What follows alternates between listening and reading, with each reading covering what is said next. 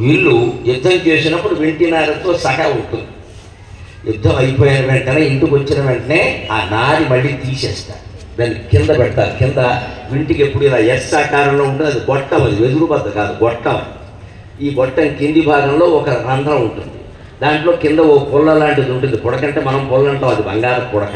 దానికి ఈ వింటి నారి ఉంటుంది. వింటి నారి ఏమిటో తెలిసి బంగారం రాగి పెడితే బాణాలు వెళ్ళవు, నక్క నరం, చనిపోయిన నక్క నరాన్ని వింటి నారికి ఉపయోగించేవారు. ఇప్పటికీ జంతువుల చర్మాలను మృదంగాలకు వాడడం లేదు, బ్రహ్మాండంగా మోగట్ల ధిమ్ ధిమ్ తకతక ధిమ్ ధిమ్ తకతక. ఏ జంతువు చర్మం వాడితే ఎలా మోగుతుందో మృదంగ విద్వాంసులకు తెలుస్తుంది, అది ఉందా అని అడుగుతారు. ఆ రోజుల్లో నక్క నరాన్ని వింటి నారిగా వాడేవారు. పనిగట్టుకుని తీసుకొచ్చారు. నక్క నరం దొరకడం కష్టం, అందుకే ఎవరికైనా అదృష్టం పడితే పొద్దున్నే నక్కని దొక్కొచ్చాడంట.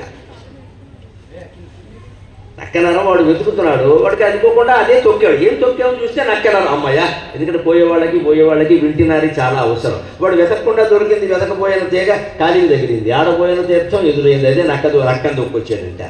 నక్కని దొక్కడం అదృష్టం ఎలా అవుతుంది? అది పోయేవాళ్ళకి సంబంధించింది. మనకి పొద్దున్నే అదృష్టం రావాలి కదా అని మియాపూర్ జంక్షన్లో వెళ్ళి నక్క ఎక్కడుందని వెతకూడదు, తొక్కేద్దాం. అందుకని నక్క నరం కాదు. ఇప్పుడు దాన్ని తీయకుండా దానికి పెట్టించారనుకోండి, ఆయుధాగారంలో ఈ వింటిని ఎక్కడో తగిలిస్తారు కదా, క్రిమి కీటకాలు కొట్టేస్తాయి. మర్నాడు మళ్ళీ నారి ఎక్కడి నుంచి వస్తుంది. అందుకని వింటి నారి ఎప్పుడు లోపల పెట్టేవారు కింద. దాన్ని ఇలా ఎడమకాలి బొట్టన వేలతో తొక్కిపెట్టి అక్కడి నుంచి బంగారం పుడకతో దీన్ని తీసి వింటిని ఇలా వంచి ఇలా 3 చుట్లు 4 చుట్లు చుట్టేవారు, దాన్ని పెట్టి ఇలా లాగేవారు. అప్పుడు బిగువుగా ఉండేది.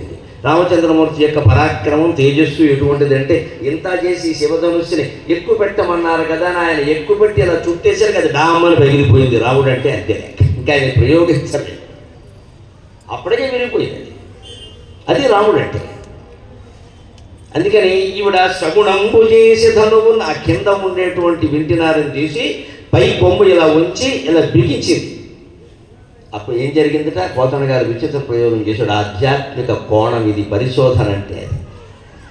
ఇక్కడ సగుణం అయ్యేసరికి ఇంకో చోట నిర్గుణం అయిందట. ఇక్కడ వింటి నారిని ఎక్కించింది, ఇంకో చోట నిర్గుణం అయిందట. ఏమిటి? దైత్యంగన గ్రీవా సంగము నిర్గుణంబుగా క్రీడా మహోత్కంఠతన్. ఇక్కడ సగుణమైంది, అక్కడ నిర్గుణమైంది. ఎక్కడ నిర్గుణమైంది?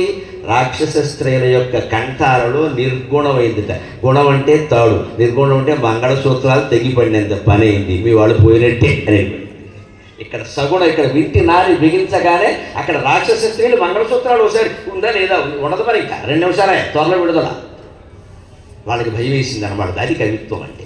ఇక్కడ సగుణం కాగానే అక్కడ నిర్గుణమైన. ఇక్కడ దైత్యాంగన గ్రీవా సంఘము. గ్రీవా అంటే కంఠం, అందుకే ఏకగ్రీవం అంటే అన్ని కంఠాలు కలిపి ఒకటే మాట.